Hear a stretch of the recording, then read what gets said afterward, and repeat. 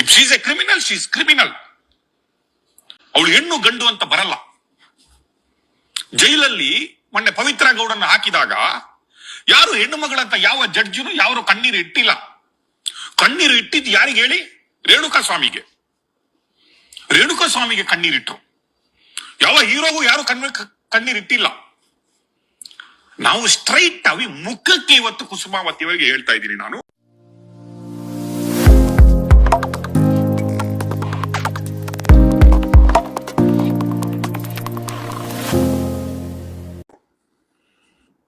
ಹೆಣ್ಣು ಮಗಳು ಅಂತ ಸ್ಪೆಷಲ್ ರಿಸರ್ವೇಶನ್ ಏನಿಲ್ಲ ಅಲ್ಲಿ. If she's A criminal, she's criminal. ಅವಳು ಹೆಣ್ಣು ಗಂಡು ಅಂತ ಬರಲ್ಲ. ಜೈಲಲ್ಲಿ ಮೊನ್ನೆ ಪವಿತ್ರ ಗೌಡನ್ನ ಹಾಕಿದಾಗ ಯಾರು ಹೆಣ್ಣು ಮಗಳಂತ ಯಾವ ಜಡ್ಜಿನು ಯಾರು ಕಣ್ಣೀರು ಇಟ್ಟಿಲ್ಲ. ಕಣ್ಣೀರು ಇಟ್ಟಿದ್ದು ಯಾರಿಗೆ ಹೇಳಿ? ರೇಣುಕಾ ಸ್ವಾಮಿಗೆ. ರೇಣುಕಾ ಸ್ವಾಮಿಗೆ ಕಣ್ಣೀರಿಟ್ರು. ಯಾವ ಹೀರೋಗೂ ಯಾರು ಕಣ್ಣೀರಿಟ್ಟಿಲ್ಲ. ನಾವು ಹೆಣ್ಣು ಮಗಳು ಅಂತ ಸ್ಪೆಷಲ್ ರಿಸರ್ವೇಶನ್ ಏನಿಲ್ಲ ಅಲ್ಲಿ. If she's A criminal, she's criminal. ಅವಳು ಹೆಣ್ಣು ಗಂಡು ಅಂತ ಬರಲ್ಲ. ಜೈಲಲ್ಲಿ ಮೊನ್ನೆ ಪವಿತ್ರ ಗೌಡನ್ನ ಹಾಕಿದಾಗ ಯಾರು ಹೆಣ್ಣು ಮಗಳಂತ ಯಾವ ಜಡ್ಜಿನು ಯಾರು ಕಣ್ಣೀರು ಇಟ್ಟಿಲ್ಲ. ಕಣ್ಣೀರು ಇಟ್ಟಿದ್ದು ಯಾರಿಗೆ ಹೇಳಿ? ರೇಣುಕಾ ಸ್ವಾಮಿಗೆ. ರೇಣುಕಾ ಸ್ವಾಮಿಗೆ ಕಣ್ಣೀರಿಟ್ರು. ಯಾವ ಹೀರೋಗೂ ಯಾರು ಕಣ್ಣೀರಿಟ್ಟಿಲ್ಲ.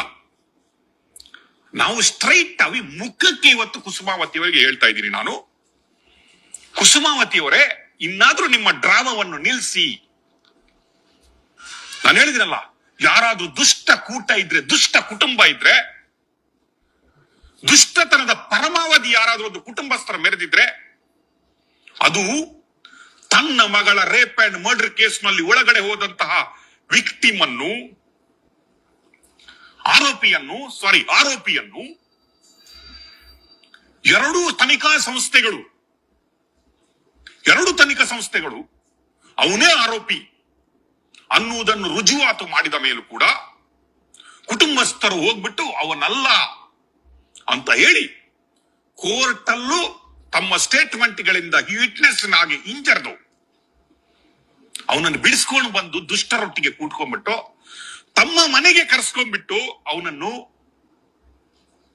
ಅವನಿಗೆ ಸನ್ಮಾನ ಮಾಡಿದಂತಹ ದುಷ್ಟ ಕುಟುಂಬ ಇದು. ನೀವೇ ಹೇಳ್ತೀರಲ್ಲ, ಸೌಜನ್ಯ ನಿಮ್ಮ ಒಬ್ಬಳ ಮಗಳೇ ಅಲ್ಲ ಅಂತ.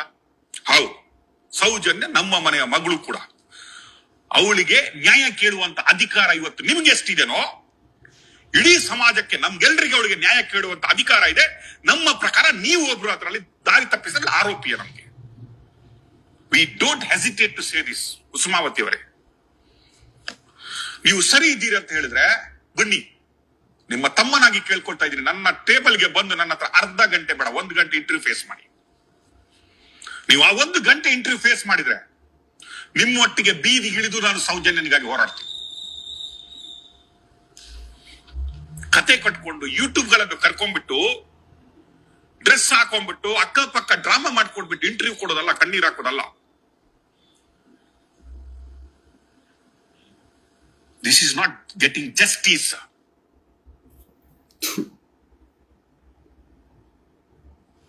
ದಾರಿ ತಪ್ಪಿಸಿದವರು ನೀವು. ಸೌಜನ್ಯ ಏನಾದ್ರೂ ಕ್ಷಮಿಸಿದ್ರೆ ಎಲ್ಲರನ್ನು ಕ್ಷಮಿಸಬಹುದು. ಕುಸುಮಾವತಿ ಅವರೇ, ನಿಮ್ಮನ್ನು ನಿಮ್ಮ ಮನೆಯವರನ್ನು ಕ್ಷಮಿಸಲಿಕ್ಕಿಲ್ಲ. That is for sure. ಅಷ್ಟೇ ಅಲ್ಲ, ಇವರ ಬಣ್ಣ ಯಾವಾಗ ಬಯಲಾಗಿತ್ತು ಗೊತ್ತಾ ನಿಮ್ಗೆ? ಪವರ್ ಟಿವಿ ಮಾಡಿದಂತಹ ಕ್ಷಮಿಸು ಸೌಜನ್ಯ ಅನ್ನುವ ಫಸ್ಟ್ ಎಪಿಸೋಡ್ ಇತ್ತಲ್ಲ, ಫಸ್ಟ್ ಎಪಿಸೋಡ್ ಅಲ್ಲೇ ಇವ್ರದ್ದು ನಾವು ಎಲ್ಲಾ ಕಳ್ಸಿಬಿಟ್ಟಿದ್ವಿ. ಎಲ್ಲಾ ಬಂಡವಾಳಗಳನ್ನು ಇಂಚು. ನಮಸ್ಕಾರ.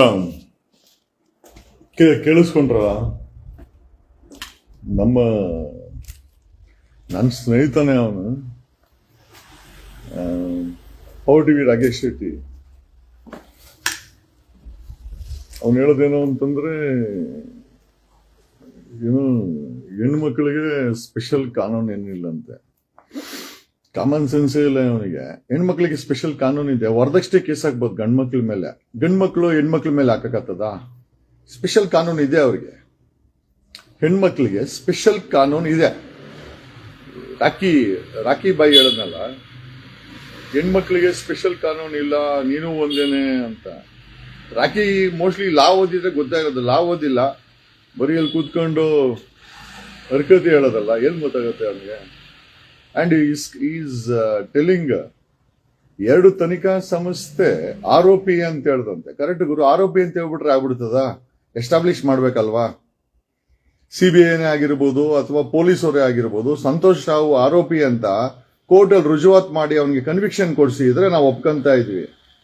ಅಲ್ಲ, ಬರೀ ಆರೋಪಿ ಅಂತ ಫ್ರೇಮ್ ಮಾಡ್ಬಿಟ್ಟು ಕೋರ್ಟ್ ಖುಲಾಸೆ ಮಾಡಿದ್ರೆ ಪವರ್ ಟಿವಿ ರಾಕಿ ಹೇಳ್ತಾನೆ ನಾವು ಅವನನ್ನ ಆರೋಪಿ ಅಂತ ಒಪ್ಕೊಬೇಕಂತೆ. ಕೋರ್ಟೇ ಖುಲಾಸೆ ಮಾಡಿರೋ ಸಂತೋಷ್ ರಾವನ್ನ ನಾವು ನೀವು ಸಮಾಜ ಹೆಂಗ್ ಒಪ್ಕೊಳಕ್ಕಾಗತ್ತೆ ಅವನ ಆರೋಪಿ ಅಂತ?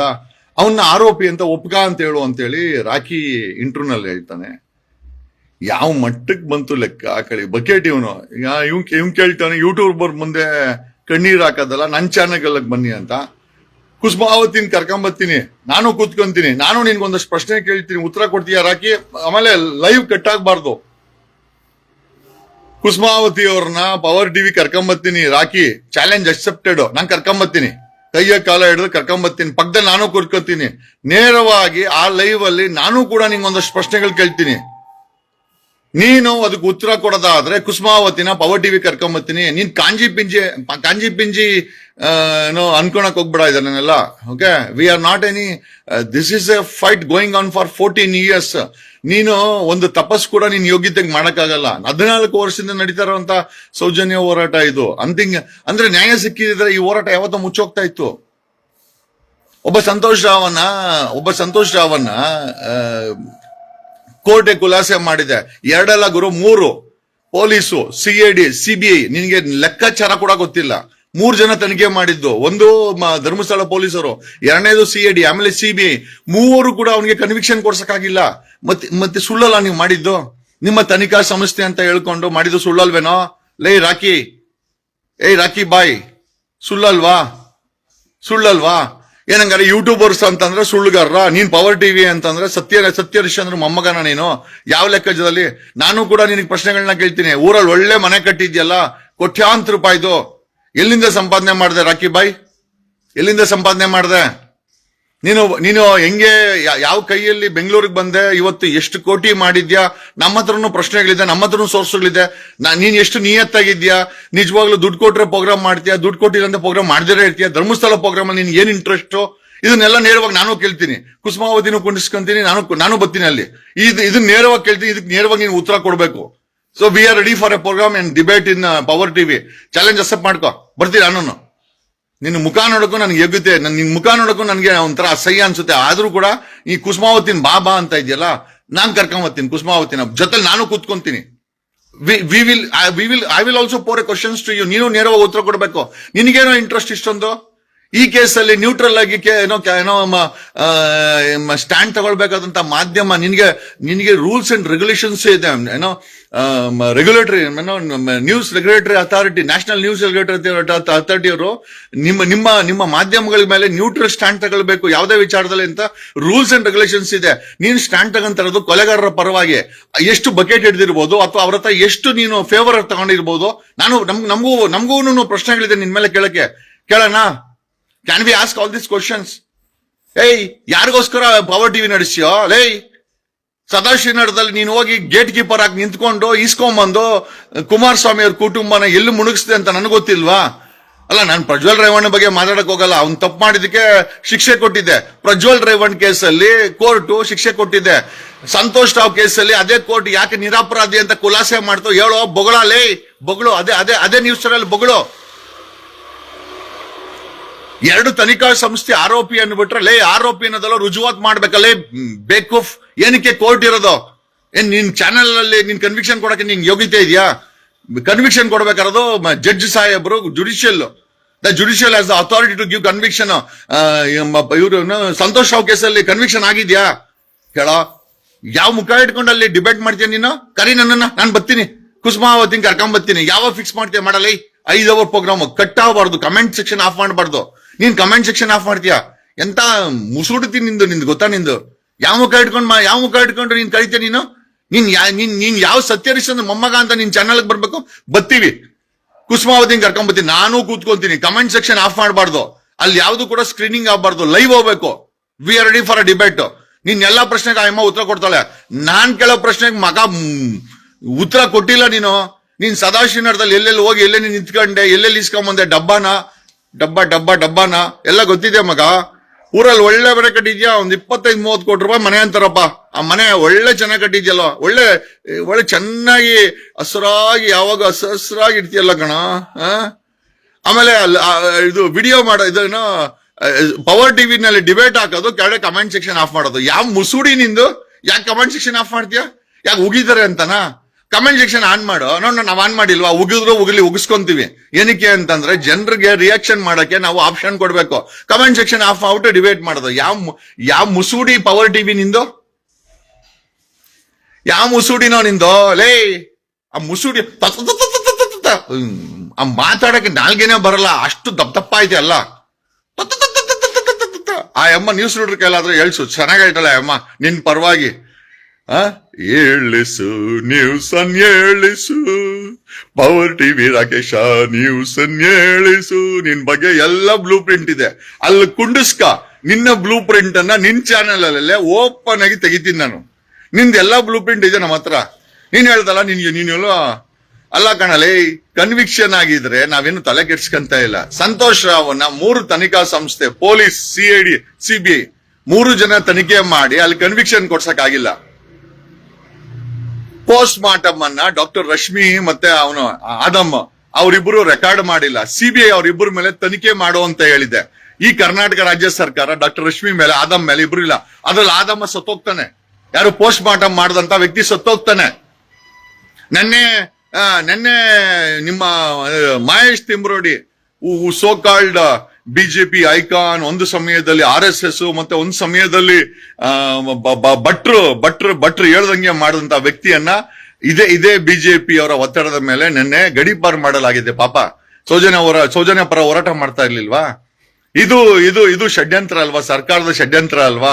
ಯಾವ ಸಮಯದಲ್ಲಿ ಗಡೀಪಾರ್ ಮಾಡ್ಬೇಕಾಗಿತ್ತೋ ಮಾಡಿಲ್ಲ. ಇವತ್ತು ಹೋರಾಟ ಮಾಡ್ತಾ ಇದ್ದಾನೆ ಆ ವ್ಯಕ್ತಿ, ಗಡೀಪಾರನ್ನ ಅನುಭವಿಸ್ತಾ ಇದ್ದಾನೆ. Doesn't matter. ಹೇಳುದಲ್ಲ, ಸಂತೋಷ್ ರಾವ್ನ ಆರೋಪಿ ಅಂತ ತಕ್ಷಣ ಕೋರ್ಟ್ ಒಪ್ಕೊಂಡ್ಬಿಟ್ಟಿಲ್ಲ, ಖುಲಾಸೆ ಮಾಡಿ ಮನೆ ಕಳಿಸ್ತು. ಅದೇ ರೀತಿನೂ ಅಷ್ಟೇ ಮಹೇಶ್ ತಿಮ್ರೋಡಿ ಅವರ ವರ್ತನೆಯ ವಿರುದ್ಧ ಸರ್ಕಾರದ ನಡೆಯನ್ನ ಹೈಕೋರ್ಟ್ ಅಲ್ಲಿ ಪ್ರಶ್ನೆ ಮಾಡಬಹುದು, ದೊಡ್ಡ ವಿಚಾರ ಏನಲ್ಲ. ಓಕೆ, ಅಕಸ್ಮಾತ್ ಏನೋ ಆ ವ್ಯಕ್ತಿ ಒಳ್ಳೆ ಕೆಲಸ ಮಾಡ್ತಾ ಇದ್ರೆ, ಅದಕ್ಕೆ ಹೋರಾಟ ಮಾಡ್ತಾ ಇದ್ರೆ, ಅದಕ್ಕೆ ಸಕಲ ರೂಪರೇಷೆಗಳನ್ನು ತೆಗೆದುಕೊಳ್ಳುವಂತ ಅಧಿಕಾರ ಸಂವಿಧಾನ ಕೊಟ್ಟಿದೆ. ಯಾವ ಸರ್ಕಾರ ಕೊಟ್ಟಿಲ್ಲ ಅಂದ್ರೂ ಕೂಡ ಅದನ್ನ ಪ್ರಶ್ನೆ ಮಾಡಬಹುದು. That doesn't matter. ಹೋರಾಟಗಾರ ಆದ್ಮೇಲೆ ಇದೆಲ್ಲ ಸಾಮಾನ್ಯ. ನನ್ ಮೇಲೇನು 5 ಕೇಸ್ ಹಾಕರು, ನಾವೇನ್ ಬಗ್ಬಿಟ್ರ? ಬಗ್ಗಿಲ್ಲ. ಹೋಯ್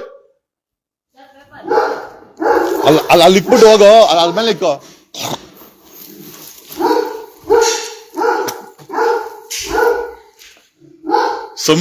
ಸಂವಿಧಾನ ಕೋರ್ಟ್ ಇದೆ ರಕ್ಕಿ. ಇಲ್ಲ ಅಂದ್ರೆ ನಿಮ್ಮಂತ ಟಿವಿ ಚಾನೆಲ್ಗಳೇ ಏನೋ ಕೋರ್ಟ್ಗಳಾಗ್ಬಿಡ್ತಾ ಇದ್ದು. ನೀವು ಕೊಟ್ಟಿದ್ದ ತೀರ್ಮಾನನೇ ಜನ ಒಪ್ಕೊಳ್ಬೇಕಾಗಿತ್ತು. See any facts need to go through a litmus test. ನೋಡಿ, ಯಾರ ಮೇಲೆ ಆರೋಪ ಬರ್ಲಿ, ಪೊಲೀಸರು FIR ಹಾಕಿ ಚಾರ್ಜ್ ಶೀಟ್ ಹಾಕಿದ ತಕ್ಷಣ ಅದು ನಿಜ ಆಗೋದಿಲ್ಲ. ಅದನ್ನ ತಗೊಂಡೋಗಿ ಕೋರ್ಟ್ ಮುಂದೆ ಹೇಳ್ತಾರೆ. ಪಬ್ಲಿಕ್ ಪ್ರಾಸಿಕ್ಯೂಟರ್, ಸರ್ಕಾರಿ ಪ್ರಾಸಿಕ್ಯೂಟರ್ ಅದ್ಮೇಲೆ ವಾದ ಮಾಡ್ತಾರೆ, ಡಿಫೆನ್ಸ್ ಅವರು ವಾದ ಮಾಡ್ತಾರೆ. ಅಲ್ಲಿ ಲಿಟ್ಮೆಂಟ್ ಟೆಸ್ಟ್ ಹೋಗುತ್ತೆ. ಯಾವುದೇ ಚಾರ್ಜ್ ಶೀಟ್ ಆಗಿರ್ಲಿ, ಯಾವುದೇ ಚಾರ್ಜಸ್ ಆಗಿರ್ಲಿ, it go through litmus test. ತದನಂತರ ಅದೆಲ್ಲ ಏನಾಗುತ್ತೆ, ತದನಂತರ ದೆನ್ ಇಟ್ ಬಿಕಮ್ಸ್ ಕನ್ವಿಕ್ಷನ್ ಆಗುತ್ತೆ, ಅಥವಾ ಅವನ್ನ ಡಿಸ್ಚಾರ್ಜ್ ಮಾಡಿ ಮನೆ ಕಳಿಸ್ತಾರೆ. ಎಲ್ಲೋ ನಿಮ್ಮಂತ ಚಾನೆಲ್ಗಳು ನಂಬ್ಕೊಂಡ್ಬಿಟ್ಟಿದ್ರೆ ಒಳ್ಳೆಯವರೆಲ್ಲ ಜೈಲಲ್ಲಿ ಇರ್ಬೇಕಾಗಿತ್ತು, ಕೊಲೆಗಾರರೆಲ್ಲ ಮನೇಲಿ ಇರ್ಬೇಕಾಗಿತ್ತು. ಆ ಮಟ್ಟಕ್ಕಿತ್ತು. Whatever it is there. Okay, ಅದು ತಿಮ್ರೋಡಿ ಆಗಿರ್ಬೋದು. ಇದು ನೋಡಿ, ತಿಮ್ರೋಡಿ ಅವ್ರ ಮೇಲೂ FIR ಆಯ್ತು, ಅವ್ರ ಮೇಲೆ ಗಡೀಪಾರ ಆಯ್ತು. ಗಿರೀಶ್ ಮಠನ್ ಅವ್ರ ಮೇಲೂ FIR ಆಯ್ತು, ನನ್ನ ಮೇಲೆ 5 FIR ಆಯ್ತು. 5 FIR ರಾಕಿ ಹಂಗನ್ಬಿಟ್ರೆ ನೀವು ಪೊಲೀಸವ್ರು ಕರೆಕ್ಟು, ನೀನ್ ಕರೆಕ್ಟು ಅಂತಾನ? ಇಲ್ಲ, ನಾನು ಹೈಕೋರ್ಟ್ಗೆ ಹೋಗ್ತೀನಿ. ತಿಮ್ರೋಡಿ ಅವರು ಹೈಕೋರ್ಟ್ಗೆ ಹೋಗ್ತಾರೆ, ಗಿರೀಶ್ ಮಠಣ್ಣವರು ಹೈಕೋರ್ಟ್ಗೆ ಹೋಗ್ತಾರೆ. ಅವ್ರಿಗೆ ಅವಕಾಶ, ಅವ್ರಿಗೆ ಸರಿ ಅನ್ಸಿದ್ರೆ. ಸಮೀರು ಹೈಕೋರ್ಟ್ಗೆ ಹೋಗ್ತಾನೆ. ನೀನೇನು ನಿಮ್ಮ ಫ್ರೆಂಡು DK ಶಿವಕುಮಾರ್ ಏನು ಸರ್ಕಾರ ಆದೇಶ ತಗೊಂಡ್ಬಿಟ್ರೆ ನಾವೇನೋ ಸುಮ್ನೆ ಇರ್ತೀರಿ ಅನ್ಕೊಂಡಿದ್ದೀರಾ? ಹೆಂಗೆ ಇವಾಗ DK ಶಿವಕುಮಾರ್ ನೆನ್ನೆ DK ಶಿವಕುಮಾರ್ ಆಸ್ತಿನ ಮರುತನಿಖೆ ಮಾಡ್ಬೇಕು ಅಂತ ಸುಪ್ರೀಂ ಕೋರ್ಟ್ಗೆ ಹೋಗೋರೆ. ಅದು ಅವ್ರ ಇಷ್ಟ. ಹಂಗನ್ ಮಾತ್ರಕ್ಕೆ ನಾವು DK ಶಿವಕುಮಾರ್ನ ಆರೋಪಿ ಅಂತ ಹೇಳಕತ್ತದ? ಜೈಲ್ಗೆ ಹಾಕೋವರೆಗೂ ಡಿ ಕೆ ಶಿವಕುಮಾರ್ ನಾವು ಕೂಡ ಆರೋಪಿ ಅನ್ನಕ್ಕಾಗಲ್ಲ. ಅವ್ರ ಮೇಲೆ ಆರೋಪ ಇದೆ ಅಷ್ಟೇ. ಹೆಂಗ್ ಗುರು ಕರೆಕ್ಟ್ ಅಲ್ಲ? ನಿಮ್ ದೋಸ್ತು ಡಿ ಕೆ ಶಿವಕುಮಾರ್ ಯಾಕೆ ದೋಸ್ತು ಅಂತ ಹೇಳ್ತೀನಿ ಅಂತ ಹೇಳಿದ್ರೆ ನಿನ್ ಗೊತ್ತಿದ್ ಏನಕ್ಕೆ ಅಂತ ಹೇಳ್ತಾ ಇದೀನಿ ಅಂತ. ಓಕೆ, ಸಾರು ನಿಮ್ ದೋಸ್ತ್ ಅಂತ ಹೇಳಕ್ಕಾಗತ್ತಾ? ನುಂಗಂಬಿಡ್ತಾರೆ ಡಿ ಕೆ ಶಿವಕುಮಾರ್ ದೋಸ್ತು ಅಂತಂದ್ರೆ. ನಿಮ್ಮ ಸಾರು, ನೀವು ಸಾರು ಅಂತಲ್ಲ ಅವ್ರನ್ನ ಕರೆಯೋದು, ಸಾರು ಡಿ ಕೆ ಸಾರು ಅಂತ ಕರಿತೀರಲ್ಲ, ಅದೇ ನಿಮ್ ಸಾರು ಮೇಲೂ ಇವಾಗ ಆರೋಪ ಇದೆ ಗುರು. ಸುಪ್ರೀಂ ಕೋರ್ಟ್ ಅಲ್ಲಿ ಇವಾಗ ಡಿ ಕೆ ಶಿವಕುಮಾರ್ ಆಸ್ತಿನ ಮರು ತನಿಖೆ ಮಾಡ್ಬೇಕು ಅಂತ ಅಪೀಲ್ ಹೋಗಿದೆ. ಸೊ ಹಂಗಂದ್ ಮಾತಿಗೆ ನಾವು ಅಪರಾಧಿ ಅಂತ ಹೇಳಕ್ಕಾಗ್ತದ? ಈಗ ಆ ಆರ್ಡರ್ನ ಕೋರ್ಟ್ ಆದೇಶ ಮಾಡಿದ್ಮೇಲೆ ತನಿಖೆ ಸಿಬಿಐ ಮಾಡ್ತದೆ. ತನಿಖೆ ಸಿಬಿಐ ಮಾಡಿ ಅದನ್ನ ಆರೋಪನ ಎಸ್ಟಾಬ್ಲಿಷ್ ಮಾಡಿ ಜೈಲಿಗೆ ಕಳ್ಸಿದ್ಮೇಲೆಲ್ಲ ಡಿ ಕೆ ಶಿವಕುಮಾರ್ ಆರೋಪ ಆಗೋದು. ಈಗ ಇದು ಸೌಜನ್ಯ ಪ್ರಕರಣದಲ್ಲಿ ಸಂತೋಷ್ ರಾವ್ನ ಖುಲಾಸೆ ಮಾಡಿದೆ. ಆಯಮ್ಮ 1000 ಹೇಳಲಿ, ಅವ್ರ ಕುಟುಂಬ 1000 ಒಪ್ಕೊಂಡಿರೇ ಇರ್ಲಿ, ಕನ್ವಿಕ್ಷನ್ ಕೊಡಿಸ್ಬೇಕಾಗಿತ್ತು ನೀನ್ ಅವಾಗ. ಯಾರು ಮಾಡೋದಿತ್ತು? ನೀನ್ ಇದ್ದಲ್ಲ ಅವಾಗ.